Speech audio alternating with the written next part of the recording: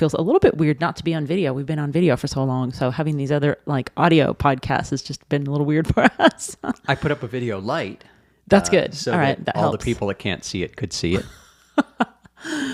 Oh my gosh. Well, hey, welcome. If you are brand new listening to us, this is the Embers Rising podcast, and I'm your host, Wendy J. And David's my host and co-host, business partner, and incredible husband of my life. I could not do it without you, so thank you for being here. Wow, what a great introduction. I don't think I need to pump myself up any more than that. And this is the day after Father's Day, so... It is, yeah. So, well, this will be a little while till it rolls out to you all get it. So hopefully by the time you guys are listening to this, we will have our podcast studio set up. So, yeah, it's exciting. For sure. In fact, I think I hear the Amazon truck just coming around the Just corner. waiting for Amazon or FedEx.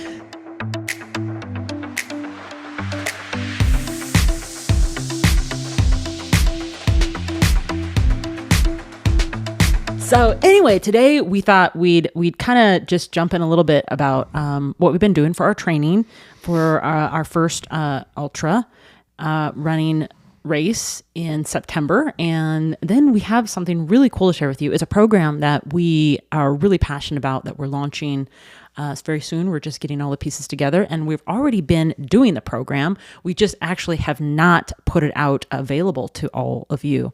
So we're excited to actually release this publicly because we've been doing it behind the scenes, and we're excited to share that. But hey, first of all, let's talk a little bit about, excuse me, what happened this weekend? What did we do? We actually swapped our work days. It was Friday, but because our trail system gets so busy over the weekend, we decided to actually work on the weekend and then take our big training run on Friday. And I don't know if it's the trail system so busy. For me, it's just the fact that when there's more people out there, there's more people passing me. And that's just frustrating. I don't like that. So I like doing it like at dark 30 on a weekday on Friday. It was quieter. Yeah, it really was. You know, we got up at, I think it was like 3 or 3:30 a.m. It was a lot of prep to pack. We knew we were going to have a 4-hour run. This was a 15-mile trail run up at about, 3,900 feet elevation? Something like that. It wasn't too bad. And so we knew we wanted to be on the trail somewhere around 5 or 5:30 in the morning. So we tried to give ourselves 2 hours. I have to tell you, it's really hard to get up though and try to fuel yourself that early. And then I was like toe taping for like 40 minutes. It just took a long time, you know? But then it was like we were stretched and ready to go. All that pre-packing that we did the night before, getting organized, and then getting on the trail. I know that you said you had a little bit of a rough start at the very beginning. I always do. The first mile you were like, it sucks, where I just beat myself up and my body resists every step of the way. And I don't know why it is that way. It just is. Like the first mile is grueling, and then all the systems sort of like tweak up and decide, okay, I guess we're doing this thing, so we better get in line here. Yeah, I thought the first maybe 3 or 4 miles was not too bad until we got to the big giant uphill. And then it seemed daunting. And you know, it was one of those uphills where you get the false uphill. So at first I thought, oh my gosh, I've made it to the top. Oh my gosh, look at that beautiful caterpillar on the trail. You know, I found a baby owl feather, and it was just like, the sun still quite hadn't crested over the hillside. You know, still kind of, dawn-ish early. It was just so beautiful. And, but then I realized, I turned the corner, I'm like, oh, this is the false top. There's still another level up. Did you get that? Did you get to that? I always believe that I'm at the top, and I also know that I never am. So I'm just sort of rolling with the punches, right? Whatever comes up next is what I'm going to do. And if it's another hill, then there's always a large vocabulary of profanity that you can spew out there. Oh, come on. No, it was good. The thing for me is I hate being passed so frequently, and so there were a couple of really good runners out there that just flew by me. There were some really good runners. And it's one of those things I think you just aspire to be better, right? It's motivating, but it's also frustrating at the same time. Yeah, I felt like I was dragging. But, I was also testing, if you don't know my foot journey, during our first half mountain marathon, I really blew my feet up. And so it's been a lot of caretaking from that mountain marathon all the way to doing the Grand Canyon, which is coming up. We can't wait to share that adventure with you. And then now training for our first ultra. And so this 4-hour run was a really good experiment of, everything that I've been learning about foot care and toe taping and how that was going to roll out on these steep uphill and downhill. So I thought it went really well. We did a little over 15 and a half miles and all up, all down. And I think we did it under 4 hours, actually.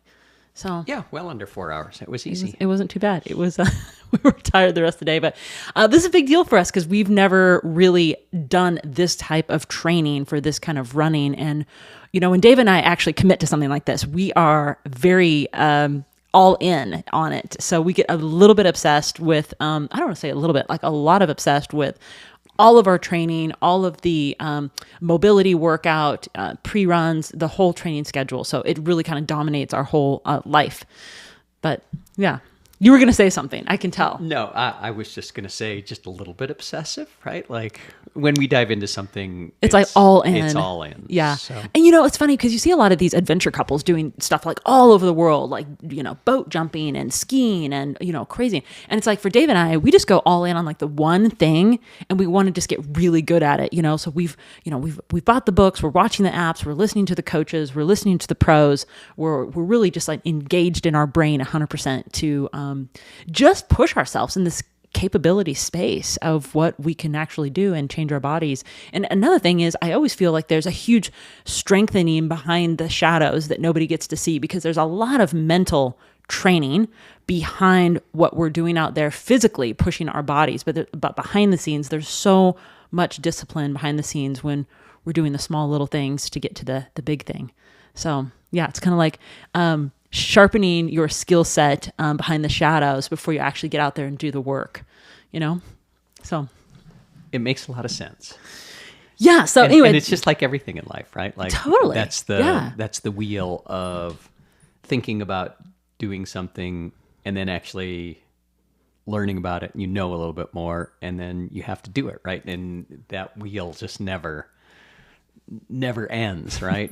Yeah, once completely. you do, then you need to think about it some more and you need to know some more. And so I do have to say we watch some incredible ultra marathon videos out there, and I've learned a few things about video editing from that. First of all, running is excuse me, pretty boring to video. So you have to weave a story in. There has to be a lot of fast cuts. And Yeah. it has to be interesting, right, to the viewer, because nobody's going to watch a video of someone just running for 24 hours and crying. Some of the inspiration that we've been really tuned into is Jesse Itzler's, what is it called? Is it O29? It's the 29029. It's their Everesting product or program. And the first one was in Sun Valley, Idaho, which... that's 2 hours from us, 2.5 hours. I know. I wish we were there. We tried to sign up. It was already sold out. We thought about maybe crashing the party, but there were a lot of, there's a lot of things there. We tried to volunteer, and it was a little late for that. So yeah. And now that all of the ultras are, have started, are going, we're really tuned into a lot of them. The last one over this last weekend was the Bighorn in Wyoming. And that was amazing just to see those athletes do their thing. And now we're tuning into more UTMB races, what's happening, on there, who's on the circuit, what are the times, what's happening. And then Western States. By the time this rolls out, Western States probably already have happened, and we'll know the winners from there. So Western States 100, if you're not following them, it's an incredible race, incredible athletes. So it really inspires us, though, to learn from all of them and their coaches and their training and all of the inspiration that they continue to put out to inspire all of us, because I really truly believe it's really not about like going out and having to choose one of those incredible big races. You don't have to be an ultra runner, but the whole point is to do something that maybe pushes you outside your capability. And that's the whole point of Embers Rising, is actually fueling the fire inside. That's why we started this podcast, is finding something that changes you just a little bit, that changes the trajectory just a little bit, doing some things that you never thought you could do. In fact, I just made a post about that, so check it out on my Instagram. It's out there, doing the things you never thought you could do. So, yeah, and here we are. So this is just one thing that Dave and I are, pushing ourselves into. It's like everything in life, right? You have to really push hard, and if you want to have anything in business, in a relationship, in your art, right? Whatever it is you choose to do, you got to put in the miles, you got to put in the hours to make something incredible out of it. Yeah. I wish it was easier. Yeah, but for sure. Then again, I'm glad it isn't. So. Yeah, no, I think it's good. I think it's good to do the work and just keep going, never give up. So, hey, let's dive into this. Are you ready to dive into switching it up out of our training and dive into something we are excited to share with y'all? Dave's like giving me this. I'm not really sure. Did you have something more to share? No. Okay. I'm waiting for the drum roll sound effect. I was just putting a pause in there so the editor can throw in a little drum roll. So last year we had a key client that we went all in on, and we focused on building his influence. And one of the things that we learned through that was how to build influence through viral content. If you don't know, part of Dave and I's background has been in marketing for, 20, 25 years. 400 years. It feels like 400 years. We've had marketing agencies, full service marketing agencies. We've done everything from website development, social media, paid ads, and many, many more things on. But one of the things we really wanted to specialize in was learning more about viral content and really communication styles. So we had connected with an incredible human being named Brendan Kane. If you want to give more introduction to Brendan Kane. Brendan Kane, the author of Hook Point and 1 million followers. And he has a process through Hook Point that is viral content engineering. And they use this incredible communication algorithm that I had not heard of, but apparently is well used within the industry. And it really caught our eye. It did. And we befriended Brendan Kane and the Hook Point team and realized that there was someone on their team who was a trainer that could actually get us trained to be coaches for a communication model called Process Communication Model, or PCM. And we wanted to become coaches of that and really take that into a lot of the coaching that we're doing with power couples, and how could we design a program around that. But first of all, I definitely have to tell you, learning Process Communication Model, for one thing, was just mind-blowing of what you could do, and also realizing the companies behind that you don't know that you're being marketed to are using the same communication model. Companies like movie creators, like Pixar, they're creating movies with all of these communication models in there so that you, the viewer, are actually engaged in the content and are watching, you don't even know that communication model is happening. So yet when you watch that movie, that Pixar movie, you're walking away going, man, that really made me feel good, or I really like that, or I didn't like that. Companies like NASA, L'Oreal, BMW, Coca-Cola, just to name a few. I mean, those are the ones at the top of my mind have just come out. They are incredible companies doing incredible things, but using this communication model. And David and I thought, man, if we had that, how could we elevate not only our relationship, but the relationships around us, and maybe also help other power couples do the same thing? Right. So, all the companies that Wendy just mentioned, they use it a lot for their HR. They use it for team building. They use it within projects. And that was sort of its primary purpose, right? Like if you're going to put 3 people in a space capsule, they need to know how to communicate directly using each other's channels when the shit hits the fan.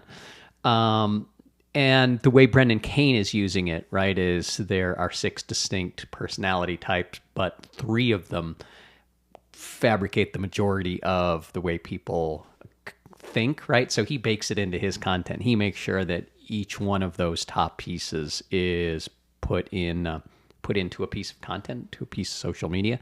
That's the way he scales so successfully. And we just saw it as an incredible tool for couples in communication, right? Just in our own lives, the first thing was like, this is amazing for us.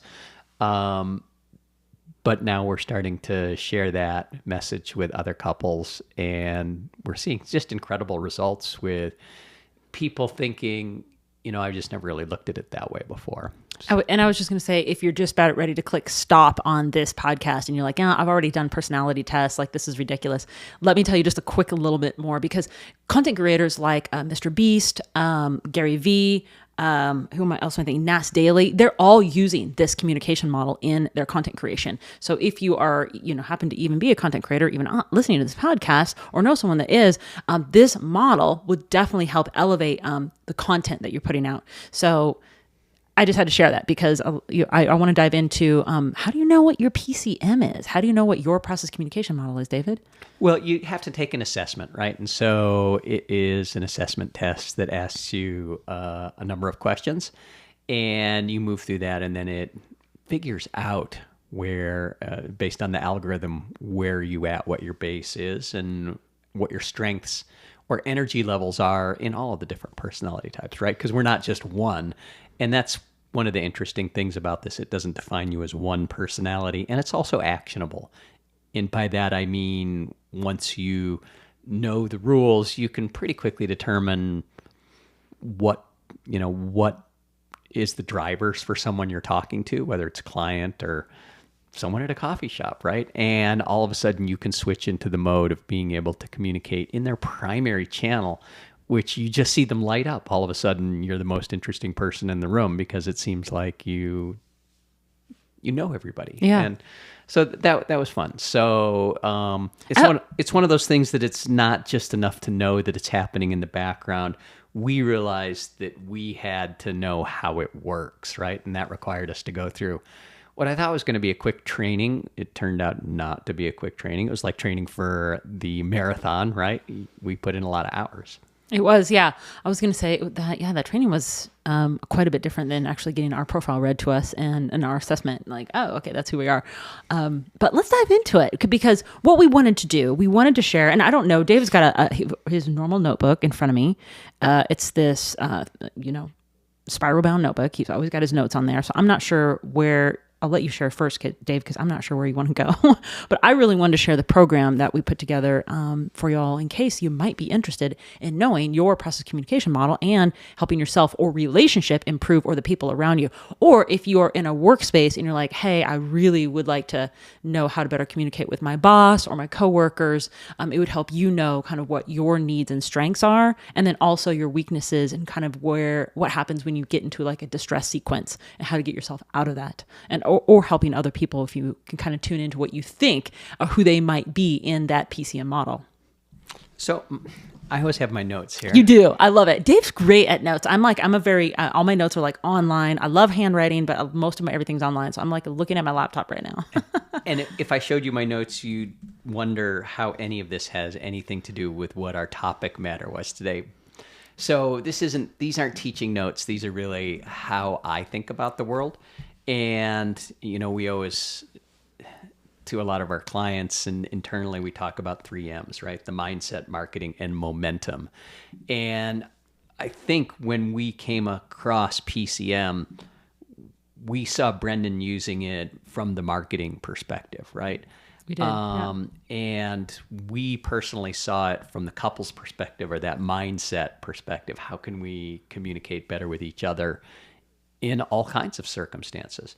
And both of those things we wanted to gain more traction, more momentum in both areas of our life. So it just seemed like a no-brainer, if that's a word, to go ahead and learn a little bit more about this. And it wasn't possible for us to just do a surfacey sort of thing, right? Like, yeah, as we just said, anything that Dave and I get into, we go all in, like super dive into, like obsessed with. So we were actually obsessed with learning the PCM. Right. And shout out to Jeff King from the Hook Point team. Yes. He was our trainer. Awesome dude. I really, I was surprised when I said, so what's it going to take? And he's like, well, it's going to take 3 months and we're going to meet twice a week. And then there'll be a test. And I'm like, oh, crap. Are you kidding? Are you kidding me? I don't have the time and I hate tests. But we did it. One of the things was we were in Hawaii at the beginning of the year. And that allowed us to really double down and have multiple sessions a week. And then do the homework because there was homework also. So yeah, I don't know if that's what you wanted to hear from my spiral bound notebook, but that's what's in here. Okay. What else do you have on there, Dave? What else do you have? Well, if we're going to talk about PCM,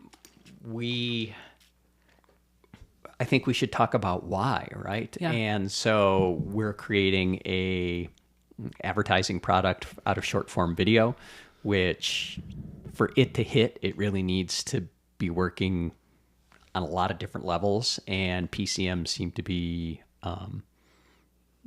super important to that process. We're working on some projects for how couples that are in business together can communicate more dynamically, more fluently, have less friction. And, life has friction enough, let alone being a couple working together. And so PCM seemed to be the logical starting point for that. And then it seemed to fit in very nicely with our brain health coaching from Amen Clinics, right? Because the combination of the biology of brain health and the psychology of PCM sort of blends together and creates the neuroscience of how people make decisions, right? And if you're a marketing nerd, like that's what you want to know. Right. It's what you have to know. Or if you want to help couples, strive, you need those pieces. So it just seemed to be another piece of that life puzzle that fit in with the journey that we're on. And, sometimes you just don't know until you come upon something and then you're like, it's that aha moment. So for me, that's what it was. Yeah. And I think using this, it's not just about in marketing, but you can also use this for just yourself, just knowing for yourself. But if you're in a relationship or you're married and you want to improve things, or you're in a new relationship and you want to improve things, how can you make it better? Because life's just about, improving everything around us. And what we really kind of thought about in PCM was, wouldn't it be cool? Wouldn't it be amazing if you could communicate in a way that you were heard and also respected at the same time? Because when you could do that, you would be able to speak to your partner to be able to connect. And that's what we ended up actually calling the program, Speak to Connect. That just made sense to us because it's not what you say, it's how you say it and how your posture, tones, and gestures and facial expressions are coming across in the interaction style of the person that you're speaking with. And so I think that's really important to know. And we wanted to, take people through this model, help them understand their communication model, and then kind of differentiate that with who they're with so that they could really leverage that process together with them. Yeah. What were you going to say, Dave? No, that was it. I, in one of my first conversations with Jeff, I was like, so is this going to help me win arguments with my wife? And he's like, actually knowing it, you may be able to prevent the argument with your wife. I thought, oh, what a concept. What a great idea. But wait a minute. I like winning. What a great idea. So yeah, this program, we are already coaching a couple right now. It's incredible. And I can't wait to coaching session this week with them and see how the transformation's going. They seem to be very happy about what they're learning. And most importantly, you're asking yourself, well, how do I even actually apply this? And it's really about being conscious enough about each other and who you are and what your needs are to take action on the communication level so that you're not bombarding home from work and just spilling everything in your day to your partner when they may be in like this peaceful space. And now you've just interrupted their place and probably yours because they're not very happy with what you just bombarded in and just shared with them when maybe the timing wasn't just quite right. Maybe you could have shared just a little bit, but not all in, but that just comes down to now being conscious of like where they're at and what their needs are. Dave, you want to share what our personality types are? Well, do you want to share? Let's go back. This is such an important piece because all relationships sort of share the same key steps and challenges, right? And so PCM gives you a tool to work through that. The thing is, relationships are like the most complicated thing that you do in life, right? In a lot of ways. And there's so many of them. And yet nobody ever really spent any time teaching you in school, anywhere along the way, how to interact with other people. And I think it's just an important life skill. Well, and also you just said how to interact with other people. It's also what your needs are and how you're coming across. You may need to make an adjustment if you want to get certain things out of life, because the way you're coming across may be harsh to other people. But if you're conscious of it, then you already know. So let's say you are a promoter and you are conscious of being a 100% base model, promoter in the personality types of PCM, but you're conscious about it and you want to get XYZ result, then you know you can change your posture, tones, gestures, and facial expressions and interaction style to get the result you want, whoever you're communicating with. So I think that is so important because once you know who you are, so it's not just everybody else, you can start figuring out the adjustments that you need to make. Yeah, absolutely. And it goes beyond just the words you use, right? It has a lot to do with your voice and your physicality. The body language. And the body language that goes into it. And, you know, if you're just listening to this casually, it sounds like, oh, you've got a tool that you can use to manipulate people. And yes, that's true, but that's not the point, right? Like, I think being able to communicate better means meeting people where they're at. And this gives you a tool of identifying in some concrete way where they're at so you can start that process of having a better relationship.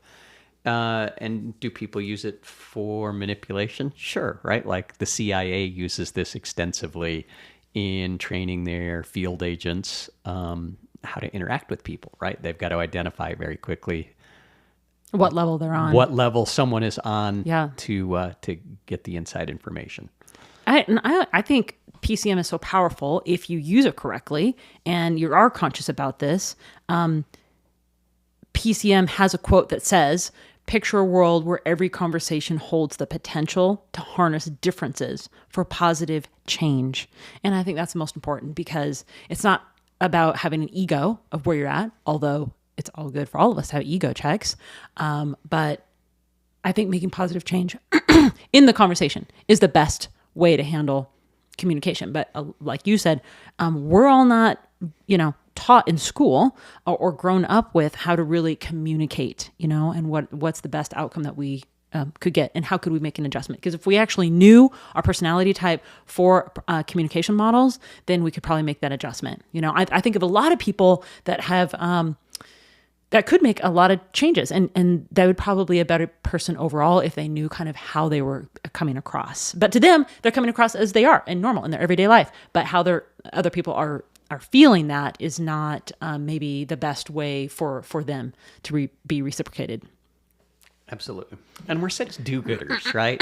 True. But the interesting thing is, as you start to see that communication, especially through the media, is manipulated and engineered in a way to get inside your head, you have some tools to counteract that, right? And it's sort of interesting. And I'm never going to talk politics, but we have the presidential debates coming up, and I know they use this process when they're trying to formulate how their talking points will come across to the audience, because they want to make sure that they hit 75% of everybody with everything that they're saying. But they're also going to engineer it in a way to try and get under the skin of their opponent, right? That's true. So it's almost worth watching, even though we already know the result is both teams will say that they won. But it's interesting to see how they might formulate those talking points. Okay, and to understand that it's happening, right? And you open your social media feed and know that more and more people, especially not just individuals, but larger organizations, they're running their communication through these filters on purpose to get you to click, which is cool. That's part of the marketing stack, right? And you got to know the marketing stack if you're in that marketing business. If you want to play the big games, yeah. So I was going to ask, maybe a lot of you listening to this are thinking to yourself, okay, so how do you guys actually apply it in your relationships? So maybe let's talk about that, David, because it's something that we're kind of like glazing over, giving you guys an overview of what PCM is, but let's talk about how you and I use it on a daily basis. You go first. Dave's like, oh, I'm not very good at this. So I know Dave's base is a rebel, and rebels are very spontaneous, very creative, very playful. Really, their base when they wake up is all about what's coming in. They're just excited about. They always have this big smile on their face. They are just the rebel of life. Usually everybody wants to be the rebel, but not everybody can be the rebel. So I know Dave's communication model at his primary space is fun, fun. Like, let's just like have fun, like do it together. Like, you want to go right? Let's go right. Let's go left. Let's go left. You want to go 20-mile run day? Great. Let's do it. You want to skip work altogether? Let's do it. You know, you want to go drive to Alaska? Let's do it. You know, that is Dave's space.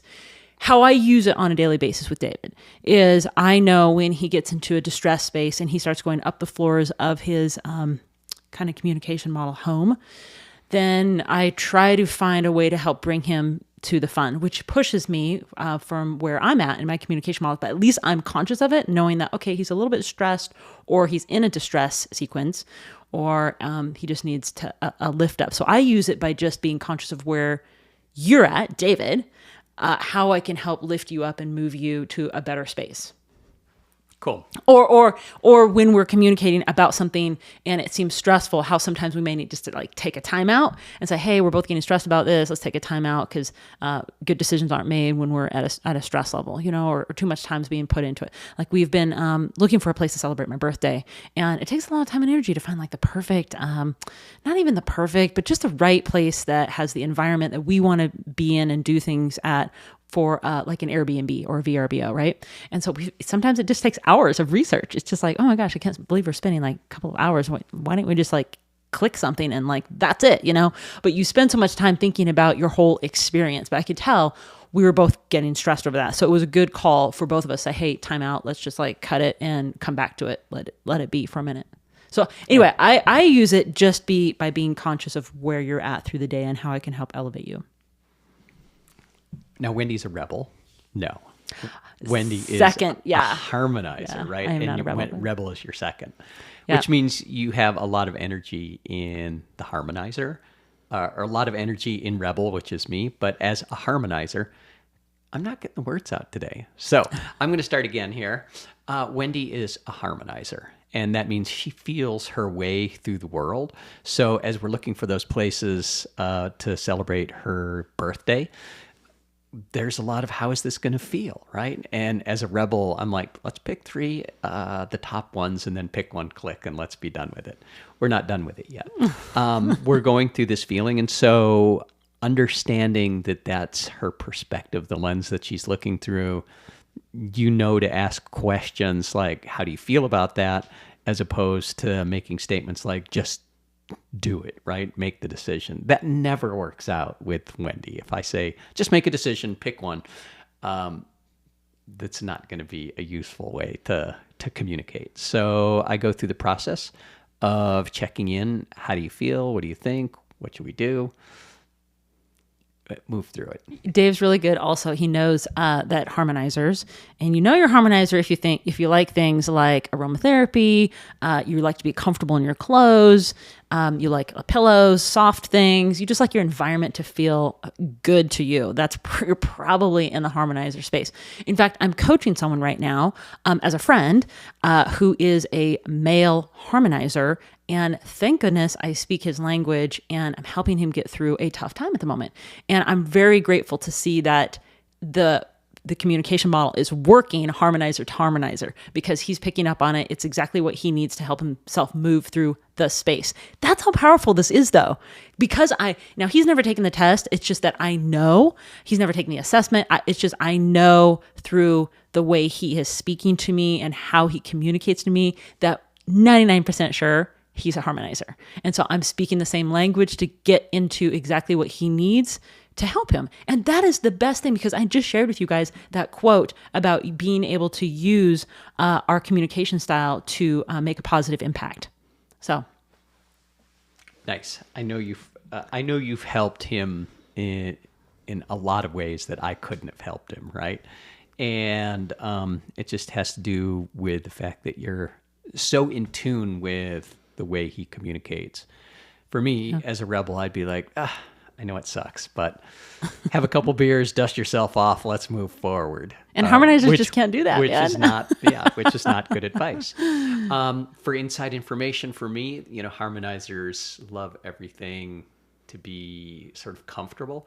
And so I can correct just about anything with some flowers. I'll just pick up some flowers randomly. That's true. Dave does bring me random flowers all year round. That is true. We were I love it. We were out running that Friday, that long run. Yes. And the foothills are just like exploding with wildflowers right now. So I picked a little bouquet of flowers. That was really nice. I tried to put it into my running hydration vest, and it just flopped over. I'm like, oh, darn it. Yeah, wildflowers don't last very long once you pick them. But it was very sweet. Yes, I agree. Thank you. Yeah, you got my communication model. So did you have anything else on your list, Dave, to share? Or shall I kind of share a little bit more about what we're doing with this? Yeah, let's jump into that. Okay, so we don't run too long here, people. I see know. Rambling. So what Dave and I are offering is a program called Speak to Connect, and it's really 3 or 6 day immersion live calls coaching with us that last anywhere from 60 to 90 minutes, depending on what program you choose. And we are just going through you taking the assessment, and then we're kind of walking you through, or your partner through, what that would look like to help you transition your communication and be more conscious of how you communicate and what you need, what your needs are and what your strengths are and what your weaknesses are, so that you just are more conscious of it. So we're taking people through this program, Speak to Connect. It's not on our website yet, but it is coming soon. I have a feeling it'll be up in the next week or two, or when this rolls out, it may be up already. But if you go to my website, wendyjae.com, and you go to programs or work with me, I think it says Speak to Connect, and you'll see it in there. So you can knock this out in a 6-week session if you don't have time for that and you just really want to get down to it. There's a VIP 3-day that we're offering if you want to jump into that as well, where we just deep dive into everything and kind of knock it out. Because some people just learn, like, say, I don't want to take the time, or you've got a busy schedule. I understand. So I just want to get the information, dive in and move forward. So that's how we're actually working together, and it keeps ourselves fresh because of being coaches ourselves. We want to continue training and helping you guys out there finding better communication models for yourself, because it does help you personally know what your needs are and help you so much more be conscious about what you need. I just think that's so important, and especially if you're an athlete, to know what your needs are, or speaking to your coach or your family, anybody around you, your partner. And I think specifically, who this is really for is couples, and not necessarily working together, but that is something that this is almost mandatory, right? If you're a couple working together, because there are so many friction points in life anyway. And when you add building a business, running a business on top of that, you need to cut through the red tape as quickly as possible, especially when it comes to, spending money, making decisions, creating outcomes when you disagree, in a better way. I just think it's amazing. I'm just going to say, for anyone that's a young couple and you've only been together, maybe a year or a couple of years, this also really applies to you.